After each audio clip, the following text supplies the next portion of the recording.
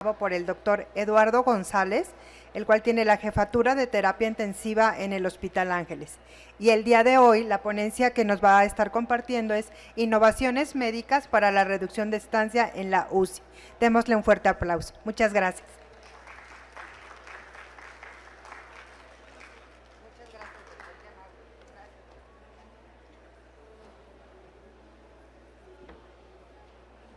Hola, ¿qué tal? Muy buen día.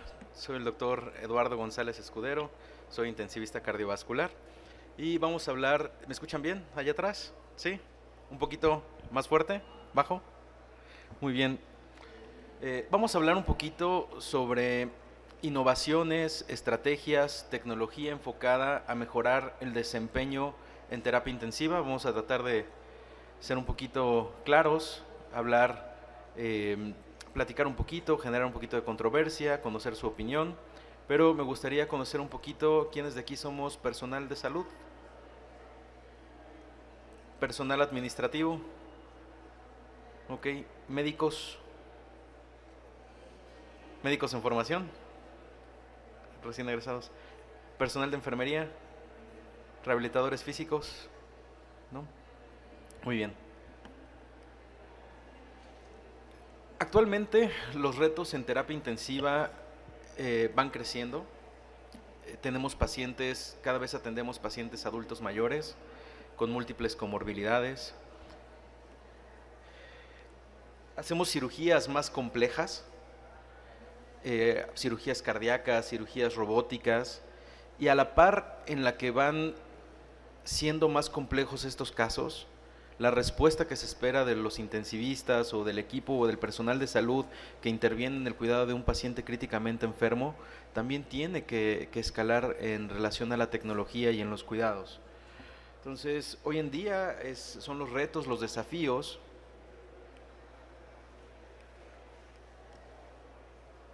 Pero la realidad en la terapia intensiva es que si hoy en día alguien tiene un problema respiratorio, le podemos sustituir la función pulmonar con un ventilador mecánico. Si está muy complicado, lo podemos poner en un dispositivo de asistencia circulatoria, ECMO venovenoso.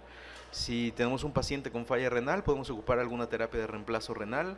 Si el paciente tiene falla hepática, le podemos sustituir con una sustitución hepática, con un MARS. Si el paciente tiene problemas de coagulopatía, podemos dar transfusión, hemoderivados sintéticos. Y en las terapias intensivas, donde se cuenta cuando el recurso no es limitado, realmente es muy difícil que se muera un paciente. Porque podemos sustituir prácticamente todos los órganos, ¿no? Y ahora vamos enfocados en dos cuestiones. Una, en no hacer un ensañamiento terapéutico en donde pues mantengamos con vida a un paciente que ya no tiene un buen pronóstico, y saber a qué pacientes sí deberían de ser destinados esos recursos, y también en no solamente ir por outcomes gruesos, que es sobrevida, sino ir también por funcionalidad del paciente, ¿no? No hay que mantenerlo con vida a costa de lo que sea, ¿no? Entonces, quise dar este preámbulo para que veamos lo complicado que puede ser una terapia intensiva, pero que también que la tecnología ha avanzado lo suficiente que prácticamente las muertes son programadas, ¿no? O sea, son pacientes que ya cumplieron criterios de futilidad terapéutica en lugares donde se cuenta con todos los recursos. Este soy yo, soy el doctor Eduardo González Escudero, soy intensivista cardiovascular, trabajo actualmente en la jefatura del Hospital Ángeles Universidad y también me desempeño como intensivista cardiovascular en el Instituto Nacional de Cardiología, lunes, miércoles y viernes por las noches en una avenida en Tlalpan y Periférico, en una esquina.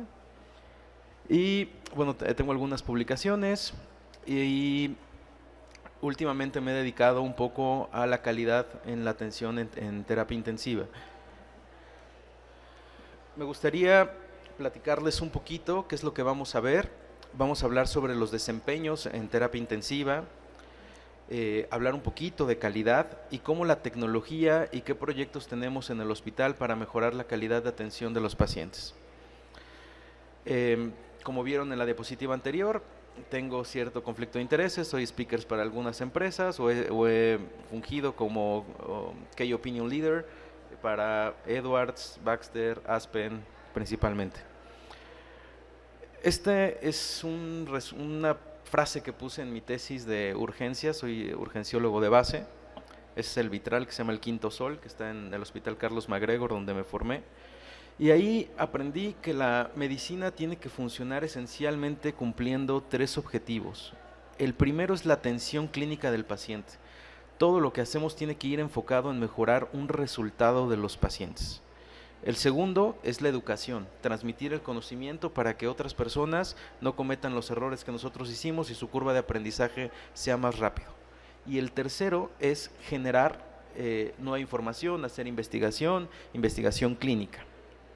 De ahí tuve la oportunidad de hacer terapia intensiva en el hospital del IMSS, en la UMAE 14, y ahí había una excelente jefa de terapia intensiva. Luego, a pesar de que el hospital no se ve nada opulento, la terapia intensiva tenía un montón de recursos. Contábamos prácticamente con todos los dispositivos de asistencia, y eso se debía a la gran gestión que hacía las personas tomadoras de decisiones en esa terapia intensiva, específicamente la jefa de servicio.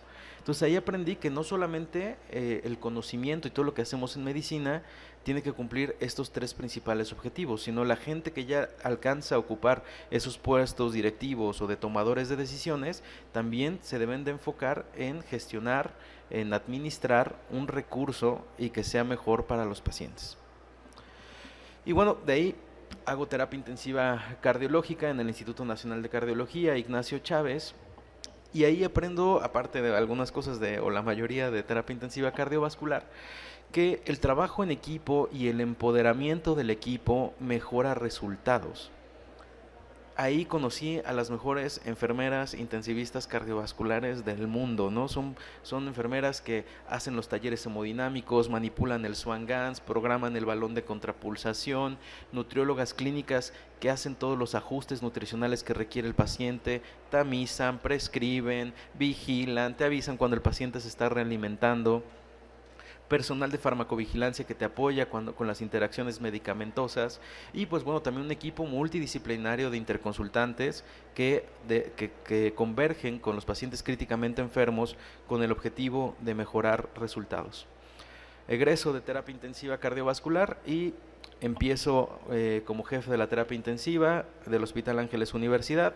Y bueno, el primer año el objetivo era claro, que sobrevivieran los pacientes y que sobreviviera el equipo. Fue lo primero que nos enfocamos. Y bueno, la forma en la que empezamos a hacer es integrar un equipo multidisciplinario con fisioterapeutas, respiratorios, rehabilitadores físicos, capacitación importante en enfermería, un equipo médico en donde estuviera cubierto el servicio 24/7 por médicos subespecialistas en terapia intensiva, incluso algunos con altas especialidades diversas, terapia intensiva respiratoria, neurológica, cardiovascular.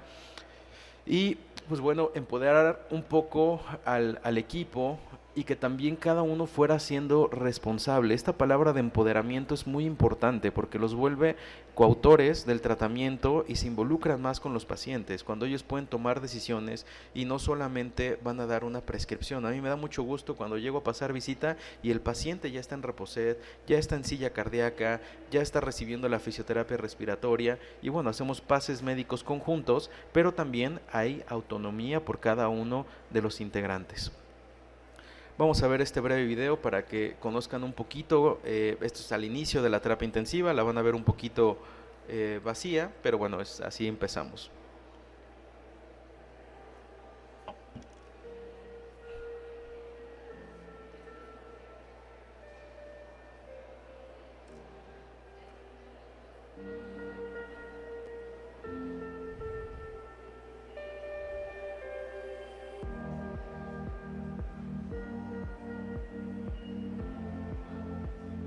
Como pueden ver, es una terapia intensiva con mucha luz, iluminada, tiene vista a la calle, tiene televisiones.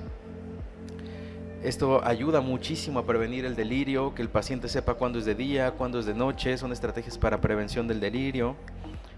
Ventiladores mecánicos avanzados.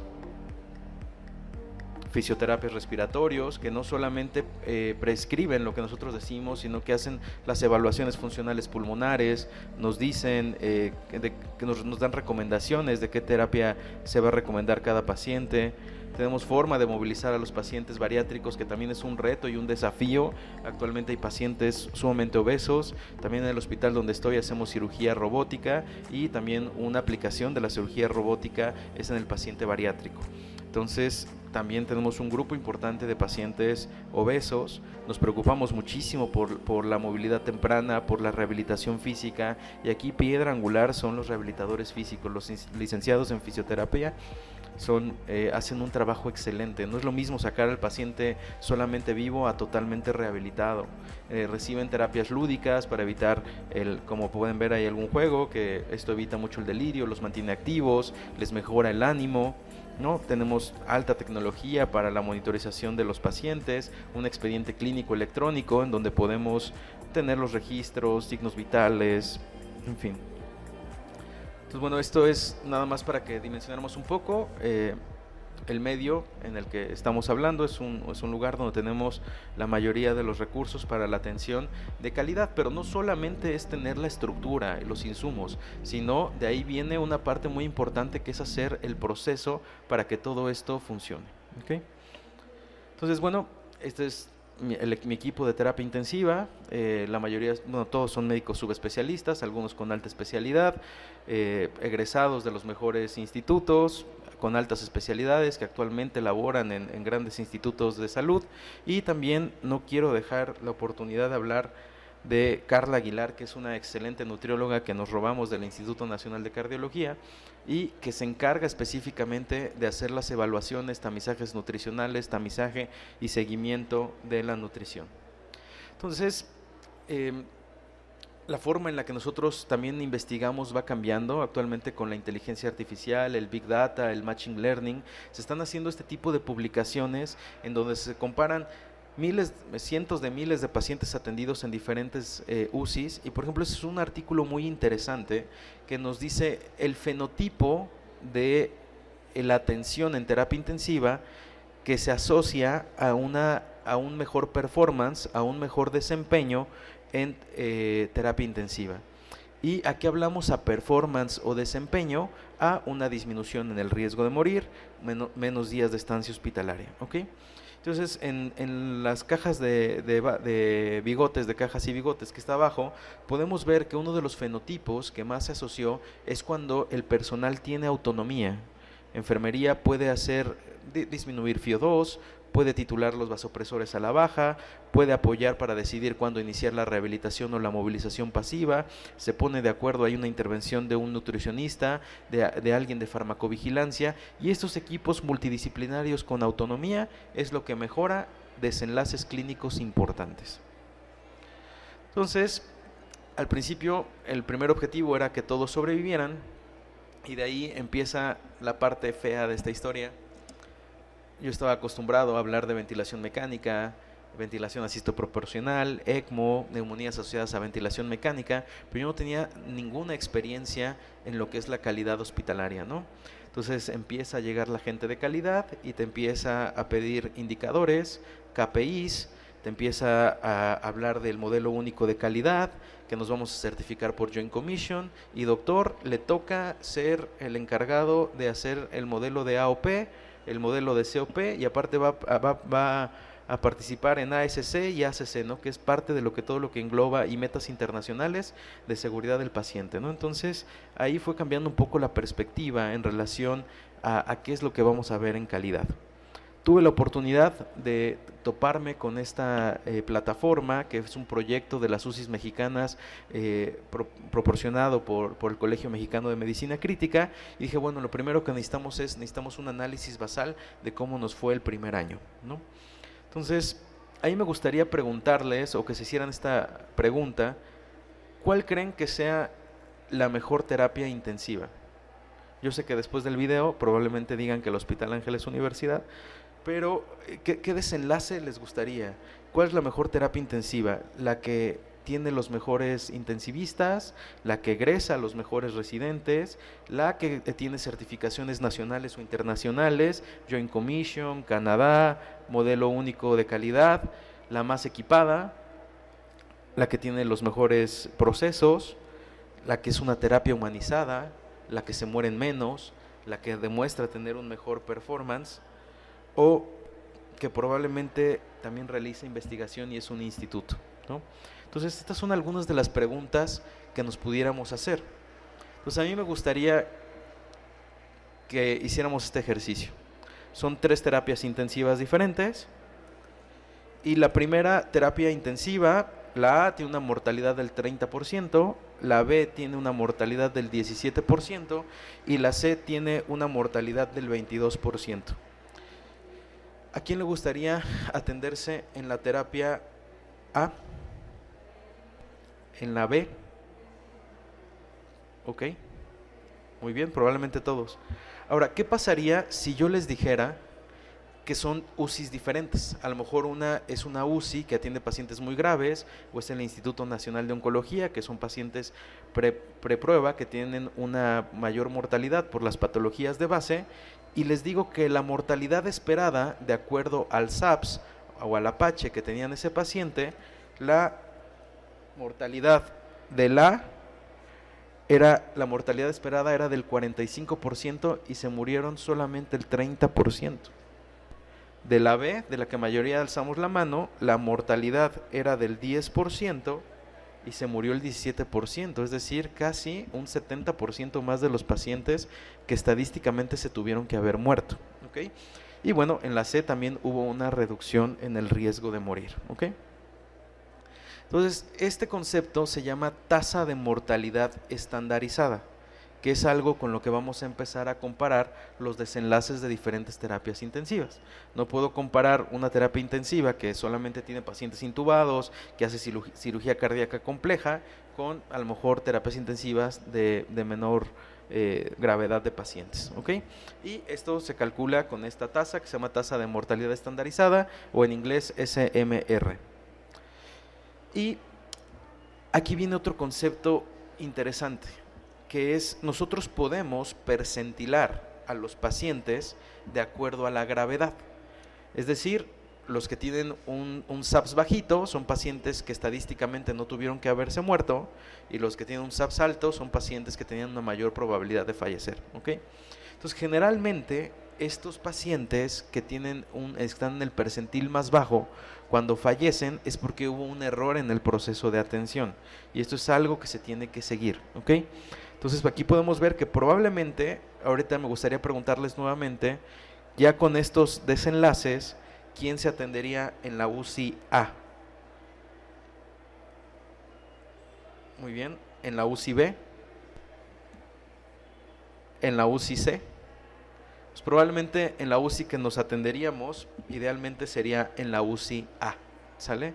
Porque tiene una tasa de mortalidad menor, se mueren menos de los de riesgo bajo, y pues prácticamente este punto 6 significa que se murieron 40% menos de los pacientes que estadísticamente tuvieron que haber fallecido. Pero como les comentaba, mortalidad no es el único desenlace que nos interesa. Hay otros desenlaces que intervienen en la costo-economía, como es el tiempo de estancia hospitalaria, pero otros outcomes que a veces no medimos, pero es qué tan funcionales se van los pacientes después de nuestra terapia intensiva, ¿sale?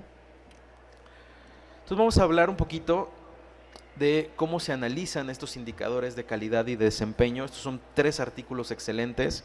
El primero nos habla de cuáles son los indicadores que tenemos que medir. Los clasificamos en indicadores de estructura, de proceso y de desenlace. El siguiente artículo nos dice cómo construimos el indicador, y el tercero es un indicador interesante que nos dice cuánto es bueno un indicador. Pero vean una frase importante aquí, que generalmente esto de cuánto es bueno un indicador, se quitó la función, pero bueno, nos dice que tiene que haber una reducción en relación al promedio de otros hospitales, ¿ok? Entonces, esta comparación que hacemos contra uno u otro hospital se llama benchmarking, ¿ok? Entonces, lo primero que hicimos fue definir qué tipo de terapia intensiva somos. qué indicadores de proceso tenemos, de dónde vienen los pacientes, cómo los egresamos, qué desenlaces clínicos, edad, comorbilidades, índice de fragilidad, y empezamos a medir también algunos KPIs o indicadores de desenlace, desempeño y complicaciones. Esta es la información del año pasado de mi hospital. Aquí podemos ver de dónde vienen los pacientes, principalmente vienen de urgencias, de quirófano, pero vean que tuvimos un grupo importante de pacientes que llegaron de hospitalización. ¿Ok? Entonces aquí viene un concepto importante. ¿Por qué llegaron desde hospitalización estos pacientes? ¿Y en qué momento llegaron? ¿Tuvieron una complicación en hospitalización? ¿Y qué tan temprano acudimos a evaluarlos? ¿Ok? Entonces nosotros hicimos un análisis que de estos pacientes, que fueron 34 pacientes en el transcurso del año, la mitad de ellos tuvieron datos de alerta temprana que no detectamos de deterioro clínico. ¿Ok? Entonces, algo que buscamos hacer actualmente es la detección temprana y tenemos que sacar la UCI de la terapia intensiva. Tenemos que ir a buscar a los pacientes en hospitalización, en recuperación, en quirófano y que lleguen de manera oportuna al paciente, que lleguen hoy, que a lo mejor van a tener un tiempo de semanas. ¿Okay?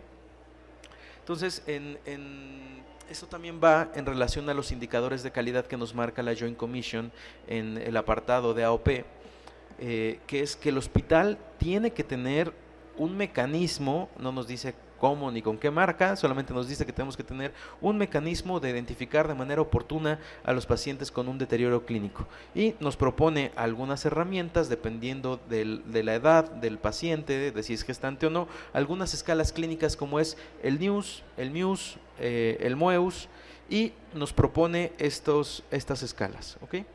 Entonces en el hospital esto ya está protocolizado, es un lineamiento corporativo, se llama Código 77, que es la activación de un equipo de respuesta rápida. Este equipo de respuesta rápida interviene en el reconocimiento por el personal de enfermería que toma los signos vitales, avisa al médico, activa el equipo de respuesta rápida, se registra y se documenta para tener un poco de trazabilidad. Entonces hay formas de hacerlo, en algunos hospitales llevan este tipo de hojas. Nosotros lo que implementamos fue bajar la aplicación a las iPads que tenemos y bajamos esta aplicación que se llama News 2 y pues enfermería actualmente a la hora que toma los signos vitales abre el iPad, hace el cálculo del News 2 y hace la alerta temprana dependiendo del protocolo que siga de acuerdo al puntaje. Y bueno, básicamente estos puntajes nos dicen qué es lo que tenemos que hacer. Se llama Código 77 porque si el paciente tiene 7 puntos o más, activamos el equipo de respuesta rápida, ¿no? Y también nos dice la frecuencia y la intensidad del monitoreo que debe de tener el paciente hospitalizado. Si es un riesgo bajo, continúa con el protocolo habitual, signos vitales una vez por turno. Si tiene un riesgo moderado, cada 4 horas, riesgo moderado alto, requiere una revisión inmediata por el médico y definir si requiere el paciente una monitorización constante o ingreso al área crítica. Entonces, esto fue un hallazgo que tuvimos, lo tenemos, pero a pesar de eso se nos escaparon muchos pacientes que tuvieron deterioro clínico que ingresaron a la terapia intensiva. Entonces aquí está también una parte en donde la tecnología nos puede apoyar, ¿no? Actualmente tenemos un proyecto que vamos a hacer con Baxter en relación a estos dispositivos que nos permiten hacer, son toma de signos vitales a la cabecera del paciente y automáticamente cuando enfermería termina, el objetivo es que con una pistola láser lean el código de barras del paciente, ya esté registrado, se hace la toma de signos vitales, enfermería solamente digita el estado neurológico, se calcula automáticamente la escala de NIUS en adultos, PIUS en pediátricos o MOEUS en mujeres embarazadas y bueno, se da el cálculo y automáticamente tiene la ventaja que se va a un dashboard. Este dashboard identifica a todos los pacientes que están hospitalizados y nos va a clasificar por puntajes, ¿ok? Y también para iniciar la ronda de visita en hospitalización, pues podemos empezar con aquellos que tengan un puntaje más alto o estén en rojo o en naranja. Y también nos permite tener identificada la trazabilidad y esto nos va a ayudar a resolver puntualmente este indicador de AOP de deterioro clínico y también estamos viendo si nos ayuda una parte de lo que es del expediente clínico electrónico, que también es otra cuestión que analiza Joint Commission, que es cuando hay un fallo del sistema. Nosotros no tenemos un backup, entonces queremos ver si esta función del Conecta, que así se llama, nos permite tener un backup de la información esencial para que en el caso de que haya una caída del sistema, bueno, pues tengamos al menos el flujo de los pacientes, la trazabilidad y algunos indicadores de salud importantes. Muy bien, seguimos haciendo el análisis. Vemos que somos una UCI, pues donde casi el 80% de los pacientes son mayores de 40 años. Tenemos un grupo poblacional del 35% de adultos mayores de 65 años. Son pacientes que tienen cierto grado de fragilidad. Las comorbilidades más frecuentes que tenemos son diabetes, hipertensión, obesidad, que va en relación al panorama demográfico de México. Y también vemos cuáles son las patologías con las que más frecuentemente nos estamos enfrentando. Cuando nosotros enfrentamos un problema, generalmente tenemos que hacer lo más prevalente y lo que más causa mortalidad.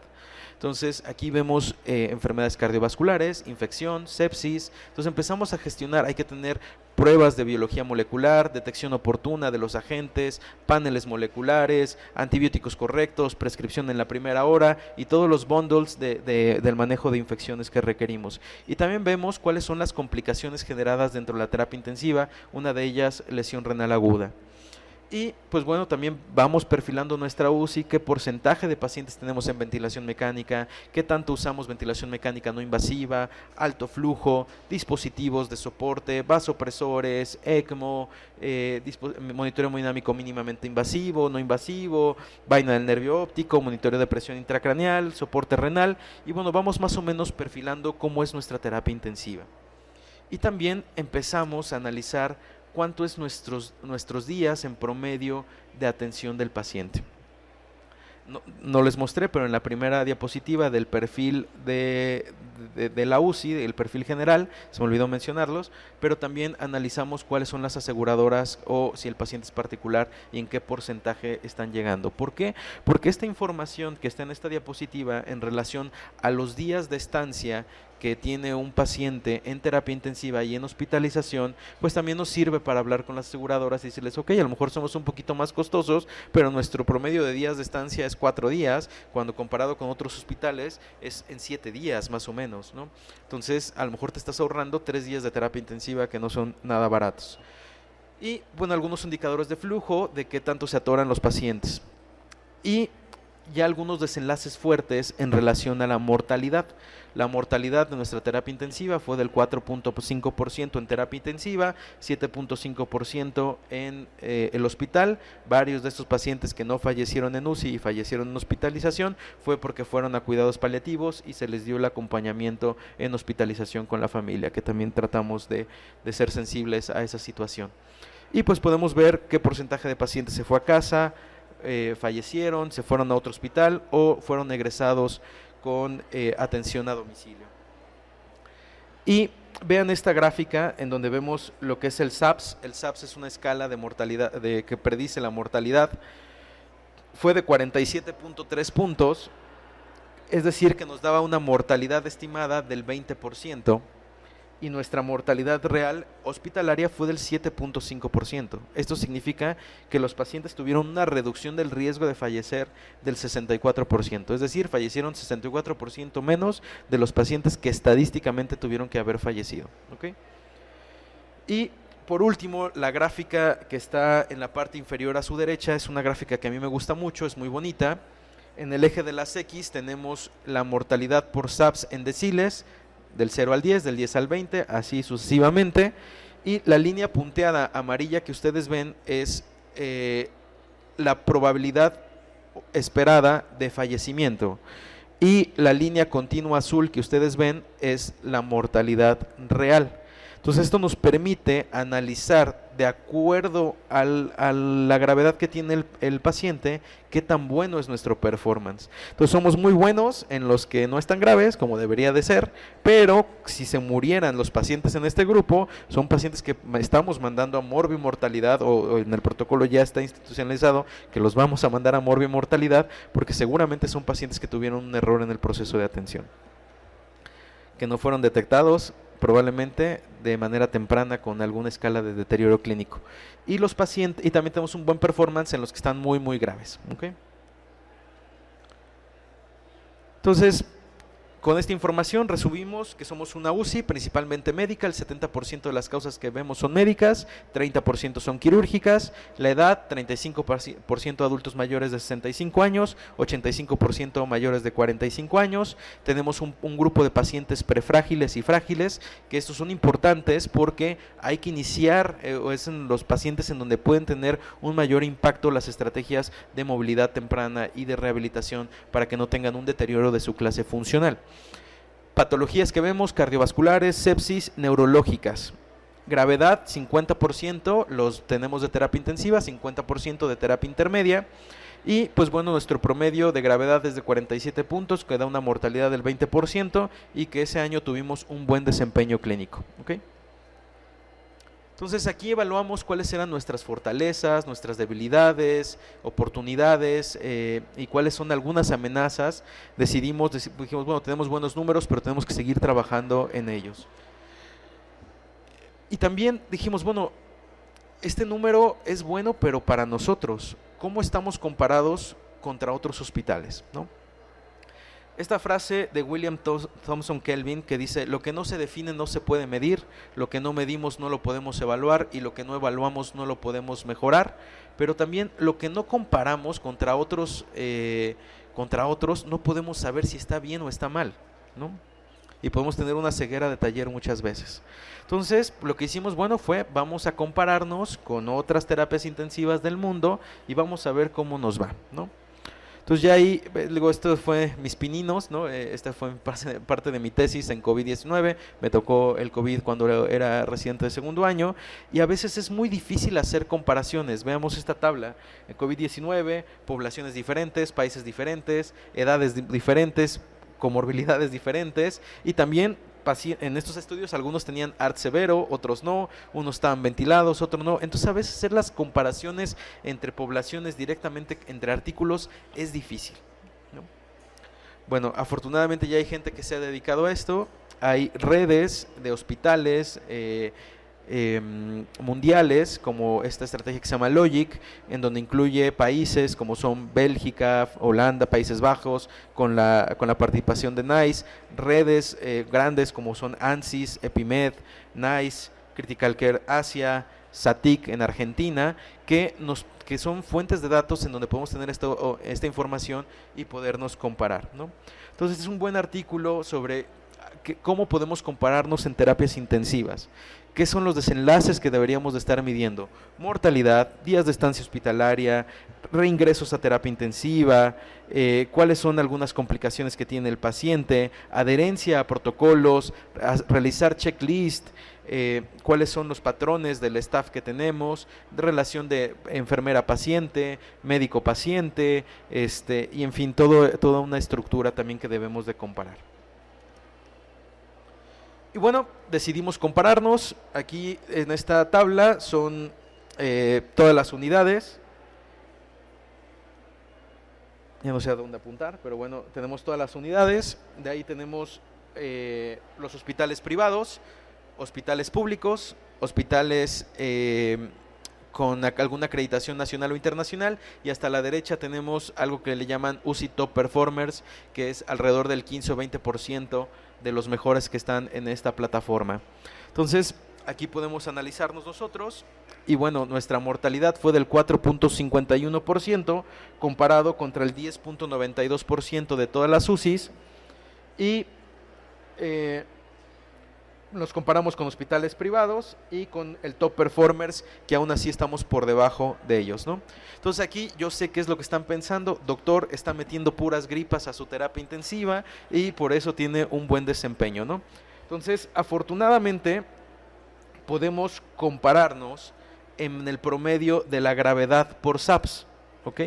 Entonces vean, nuestro promedio de SAPS anduvo en 43%, 44% como media, pero es muy homogéneo el resto de los hospitales. Es decir, los pacientes tenían una gravedad similar comparado contra los otros pacientes. Y ahí fue cuando dijimos, ok, pues parece ser que estamos haciendo las cosas bien, ¿no? y también mide la disminución de los días de estancia hospitalaria. ¿Okay? Entonces, este es el promedio de SAPS de nosotros, 47 puntos, comparado con 48, 49 de hospitales públicos y privados. Esto también ya hay alrededor de 50 hospitales en México que están utilizando esta plataforma y con las cuales nos podemos comparar. Por privacidad de datos no sabemos qué hospital es cuál, pero ya hay esta tendencia a través de la red de UCIs mexicanas que nos estamos pudiendo comparar contra otros hospitales. Y por último podemos ver, ahora sí, cuál preferirían, la UCI A, la UCI B, la UCI C o la UCI D con el riesgo o la reducción del riesgo de morir, ¿no? Un 64% de reducción del riesgo, aquí un 33%, ¿no? Entonces aquí empezamos a ver que estábamos haciendo bien las cosas. Y de ahí podemos realizar estas matrices de eficiencia del performance de una terapia intensiva. En esta gráfica, en el eje de las X, tenemos la tasa de mortalidad esperada, es decir, si están por debajo de 1, se mueren menos de los que estadísticamente se tuvieron que haber muerto, si están por arriba, se mueren más, y en el eje de las Y tenemos el uso de recursos estandarizados.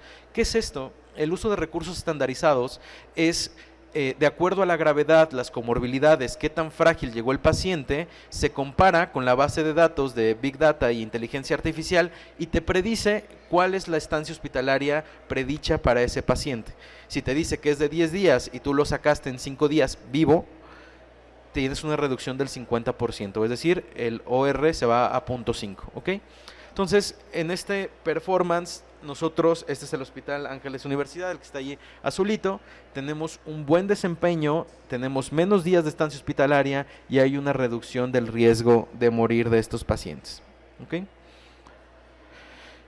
También te percentila en relación a todas las terapias intensivas que están en la red. Y bueno, esto es la forma en la que nosotros vivimos, en la que nosotros nos comunicamos, en la que hacemos estadística, ha evolucionado. Actualmente hay que ocupar estas tecnologías de Big Data, Machine Learning, compararnos para saber si estamos haciendo bien las cosas o no. Ya hay información en artículos oficiales, en revistas importantes, en relación de cómo el benchmarking mejora desenlaces. El año pasado, a principios de año, tuvimos este reconocimiento, fuimos 2 de las primeras UCIs que recibimos este reconocimiento como top performer de ser una UCI eficaz y eficiente. Aquí están algunos de los hospitales en Latinoamérica que tuvimos este reconocimiento. Tenemos una publicación en Medicina Crítica de México, en donde explica un poquito lo que les hablé ahorita en relación a la tasa de mortalidad estandarizada, benchmarking, cómo utilizarlo. Por si quieren consultarlo, está de acceso gratuito. Muy bien, luego vamos a hablar un poquito de la fórmula secreta, qué es lo que estamos haciendo y qué fue el camino que seguimos para lograr la acreditación de la Joint Commission que recientemente obtuvimos, ¿no? Entonces, bueno, seguir fortaleciendo al staff, médico, capacitaciones, enfermería, autonomía, nutrición clínica, que seguirá viendo, tamizando a los pacientes. Sabemos que la nutrición clínica es una parte fundamental. Rehabilitadores físicos y también una cosa que hemos tenido un gran apoyo del cuerpo de gobierno, del liderazgo que nos ha apoyado en las decisiones que hemos tomado y cuando pedimos algún recurso se consiguen, ¿no? Entonces, ¿qué hacemos? Pues bueno, el proceso, el doctor Jean-Louis Vincent, que es uno de los padres de la terapia intensiva actual, desde el 2003 publicó unos estándares que son mínimos básicos que tenemos que cumplir para dar una atención de calidad a los pacientes en terapia intensiva, que se llama FAST-QBID, que nos habla de food, la F es de food and fluids, A de analgesia, sedación, tromboprofilaxis, cabecera elevada, prevención de úlceras gástricas y úlceras por presión, control glucémico, vigilar la función gastrointestinal y la disfunción gástrica, retirar catéteres que no ocupemos, desescalar antibióticos y equipos que no realizamos, ¿no? Entonces lo que nos dice el doctor Jean-Louis Vincent es que darle un abrazo rápido al menos 2 veces al paciente, ¿no? Y lo llenamos con checklist y bueno, esto ya ha demostrado que disminuye la mortalidad y mejora los desenlaces en terapia intensiva. Y es algo que ya sabíamos, solamente fue meterlo a un protocolo, un diseño de calidad y tratar de apegarnos a estos procesos. ¿Okay?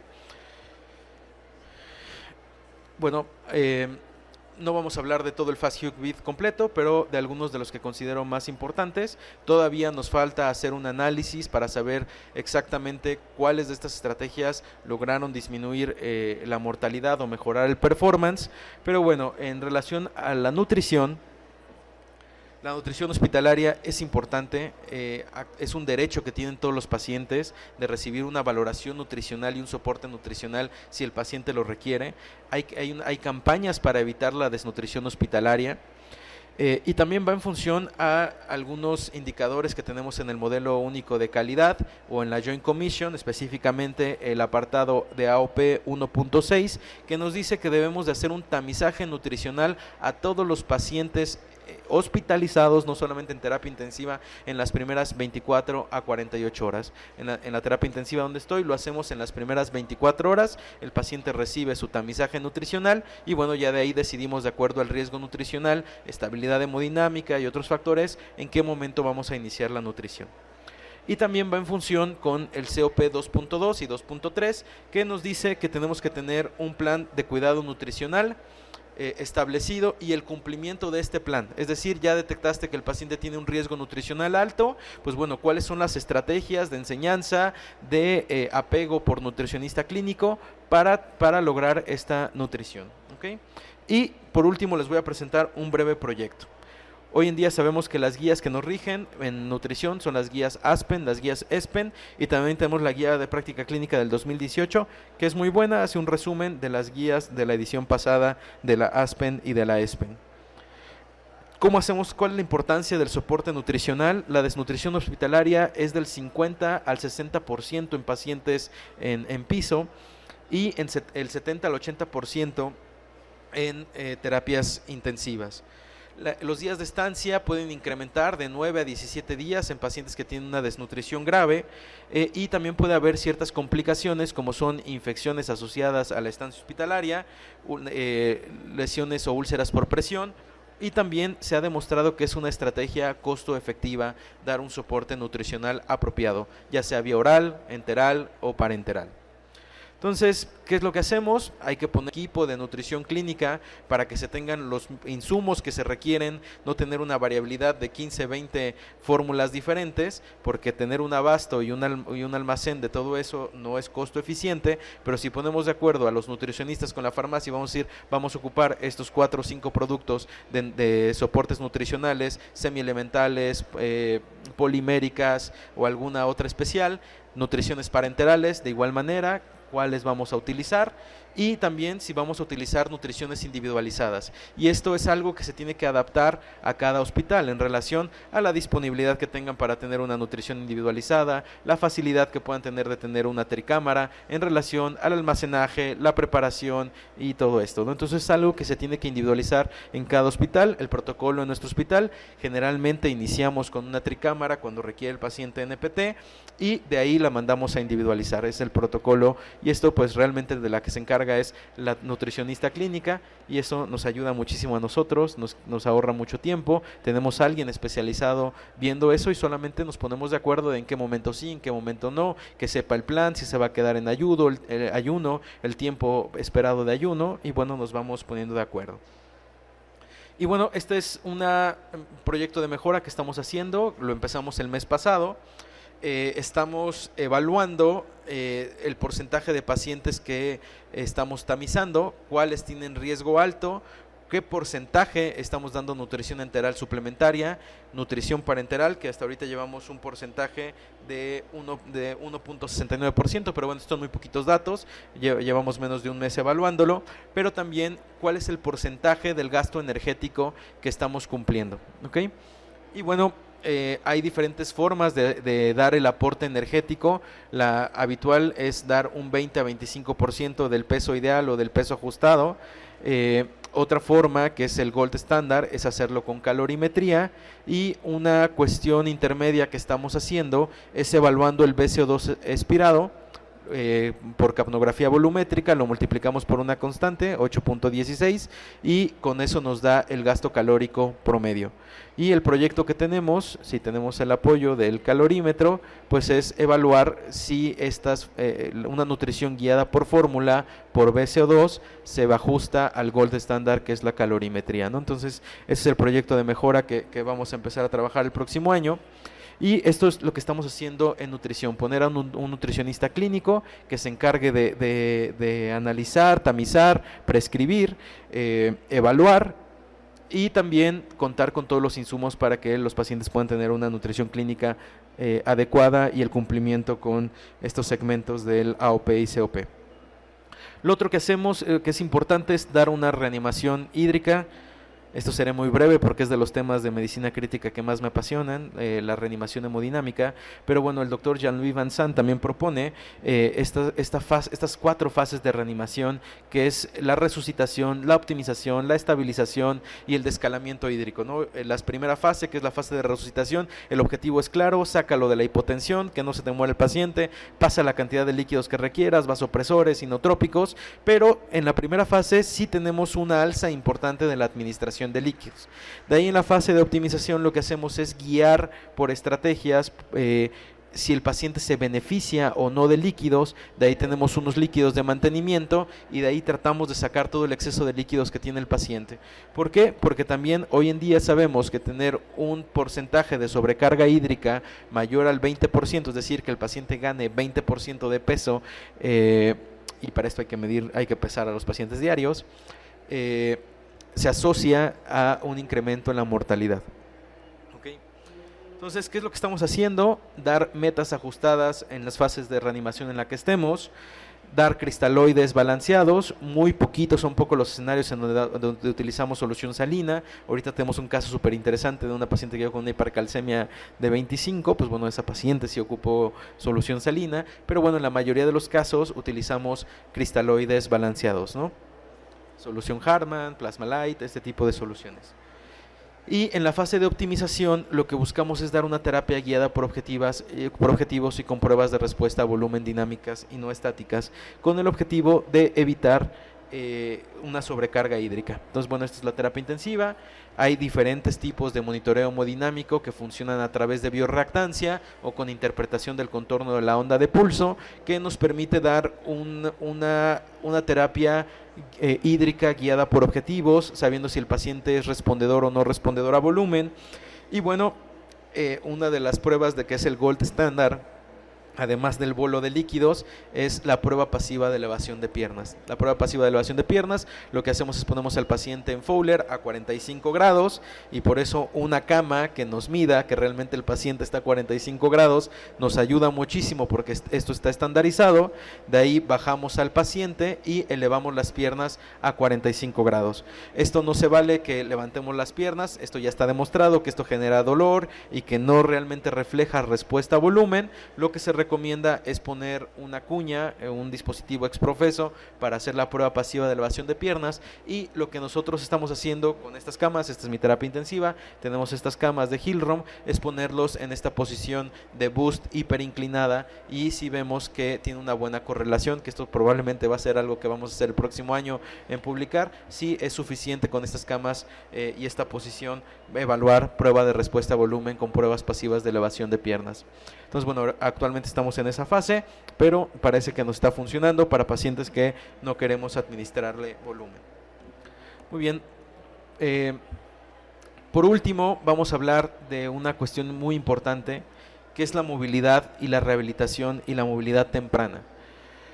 Esto ayuda muchísimo a mejorar la funcionalidad del paciente, a disminuir los días de estancia hospitalaria, a que el paciente tenga una mejor calidad, disminuye el dolor por postración, disminuye la debilidad muscular adquirida en terapia intensiva, la pérdida muscular, que es tremenda cuando el paciente está críticamente enfermo y postrado sin rehabilitarse, y también disminuye las lesiones por presión.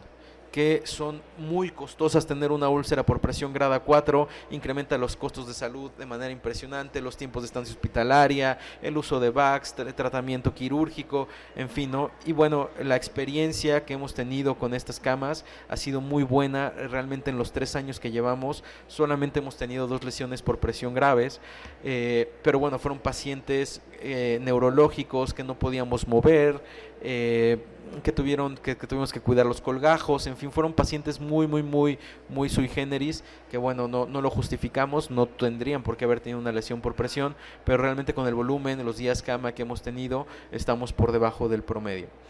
Y bueno, hay que mover los pacientes siempre y cuando no haya una contraindicación, que es que el paciente esté tremendamente chocado o que requiera una meta de sedación profunda. Aquí están las guías PADIS de pain, analgesia, delirium, inmovilidad y sedación, que son las guías PADIS, actualmente actualizadas el año pasado, que nos hablan sobre cómo manejar todas estas estrategias, o también bundles, ABCD bundles de cuidado de terapia intensiva. Entonces me gustaría enseñarles un video. Son un paciente que tuvo estancia en hospitales diferentes, y que vean qué es lo que llegamos a hacer cuando estamos comprometidos con la movilización y con la rehabilitación temprana. El video lo hizo el paciente, por eso tengo autorización de mostrárselos. Es un paciente, gran amigo, jugador de ajedrez. Solamente le gané cuando tenía propofol y fentanil a dosis altas. De ahí en fuera todas las veces me ganó. Paciente complejo, trasplantado renal. Le dio COVID.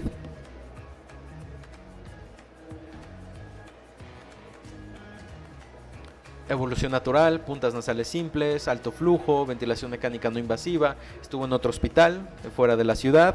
Ventilación mecánica con coraza. No funcionó, el paciente se tuvo que intubar en Veracruz.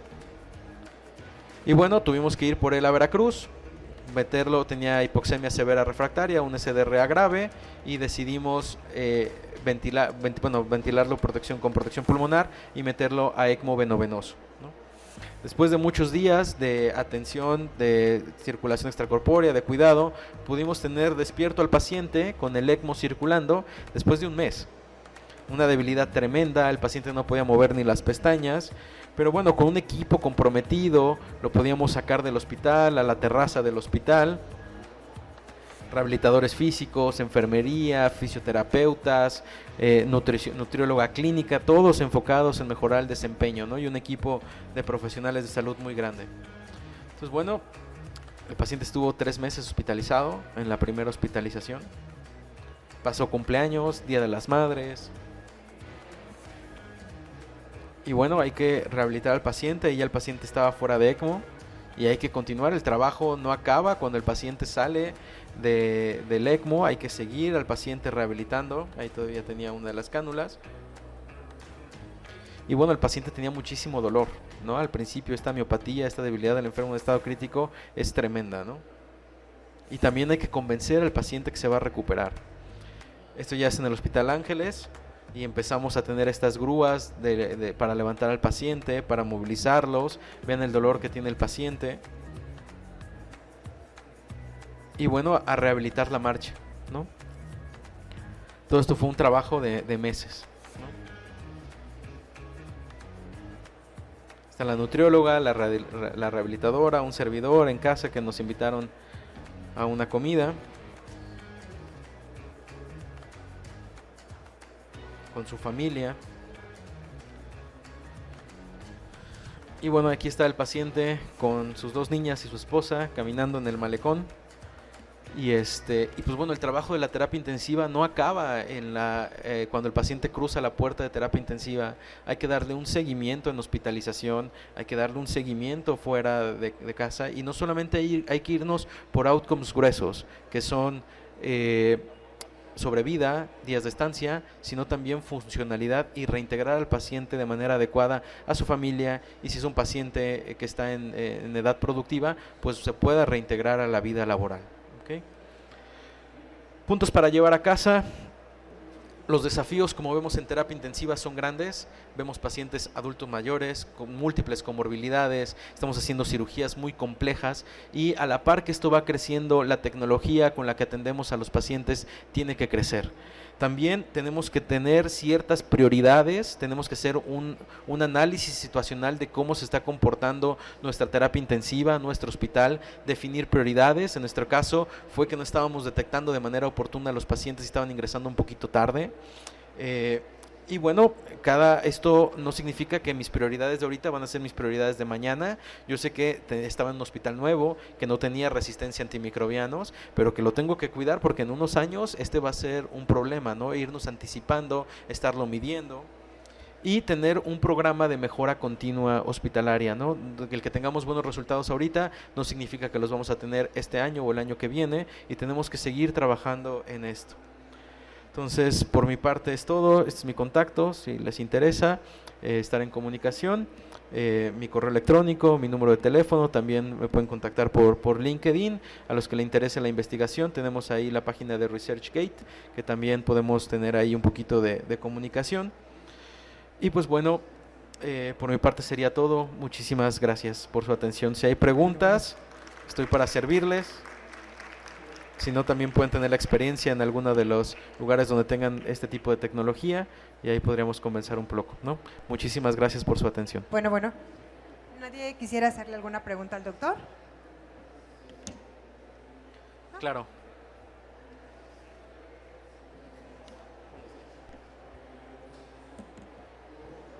Gracias. ¿Sí se escucha? Sí, lo escuchamos bien. Y felicidades, doctor, porque pues, nos ha mostrado que realmente cuando se tienen las posibilidades, se tiene el corazón y por supuesto que se tiene el conocimiento, se pueden lograr todas estas cosas, ¿no? Y qué pena que sensiblemente esto sea, ¿qué será? El 3% o menos del 3% de la realidad de México en las unidades de terapia intensiva. Pero ¿qué queda? Pues no queda otra que hacer y dar el ejemplo y enseñar esto estamos haciendo, esto se puede hacer, cada uno con sus posibilidades. La pregunta sería, doctor, usted ha hablado y lo ha dicho bien claramente de que de aquí se necesita una cabeza que mire hacia adelante y que se apoye con todo el grupo hospitalario, sus médicos, sus enfermeras especialistas, que se trajo algunas inclusive de los mejores lugares para tener su grupo, tiene nutriólogos, tiene fisioterapeutas. ¿Qué puesto le daría dentro de su unidad al trabajo del terapeuta respiratorio? Porque el fisioterapeuta es otro, es el licenciado en fisioterapia, pero aquí en México siempre hemos tenido terapeutas respiratorios, en otros países están mucho mejor posicionados como kinesiólogos, pero son los que manejan realmente gran parte de todo lo que es el problema respiratorio, ¿no? ¿Cuál sería, digamos, cómo involucrarlo usted a su unidad de tal manera de que ellos puedan surgir y crecer conjuntamente con lo que está haciendo? Gracias. Muchas gracias por su comentario y por su pregunta. Me gustaría resaltar un poquito en relación al primer comentario, que estoy totalmente de acuerdo, que la atención privada representa menos del 5% de la atención en salud en general. Yo tuve la oportunidad y afortunadamente me pude formar en hospitales públicos, me formé en hospitales del IMSS y luego en el instituto, y sí depende mucho de la cabeza y de la voluntad que tenga el equipo para resolver este tipo de problemas, o cuando los recursos son limitados, tratar de solucionarlo, ¿no? Entonces, cuando no se tiene este tipo de tecnología, pues bueno, hay que mover a los pacientes, ponerles cobijas, almohadas para lograr disminuir la prevención. Y también en el Instituto Nacional de Cardiología hemos tenido pacientes en ECMO meses postrados en cama y no tienen una sola úlcera por presión y sin tanto recurso, ¿no?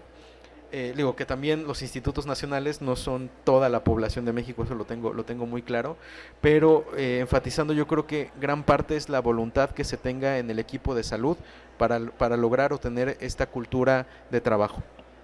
Y en relación al terapista respiratorio, nosotros en el hospital tenemos los dos. Tenemos el fisioterapeuta que se encarga un poco más de la rehabilitación física y tenemos el terapista respiratorio que se encarga específicamente de la parte pulmonar.